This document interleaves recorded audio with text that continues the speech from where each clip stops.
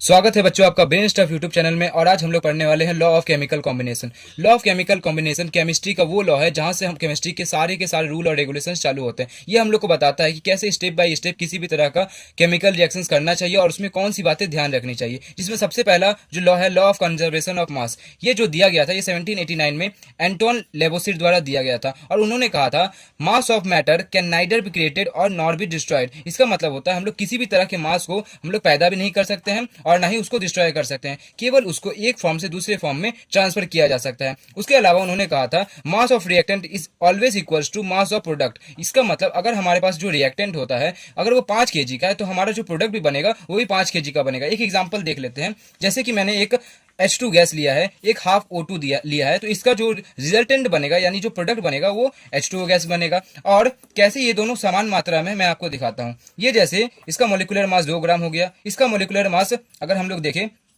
तो O2 के लिए 32 और हाफ इसको कर देते हैं तो ये हो जाता है 16 ग्राम इसका हाफ O2 का मास है। और H2O का मास जो होता है वो 18 ग्राम होता है। और यहाँ पर भी हम लोग देख पा रहे हैं कि 2 ग्राम और 16 ग्राम को अगर हम लोग ऐड करते हैं तो 18 ग्राम ही होता है। इसका मतलब ये दोनों बराबर ही होते हैं। तो अब हम लोग law of conservation of mass के एक क्वेश्चन पर आ जाते हैं जिससे हम लोग को ये और अच्छे से समझ में आए। तो क्वेश्चन हमारे पास दिया गया है 20 gram of calcium oxide on heating gives 4.4 gram of carbon dioxide and x gram of calcium oxide. Applying law of conservation of mass calculate the mass of CO।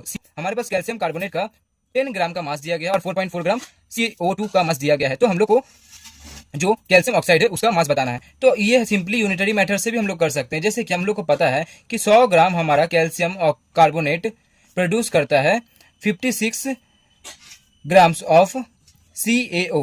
Then 1 gram of CaCO3 produce कितना करेगा 56/100।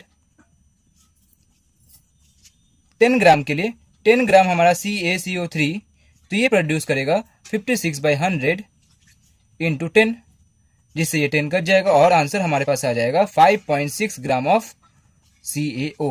तो इससे हमको पता चला कि हमारा 10 ग्राम CaCO3 जो था वो 5.6 ग्राम कैल्शियम ऑक्साइड को प्रोड्यूस करता है। आई होप आपको वीडियो पसंद आई होगी।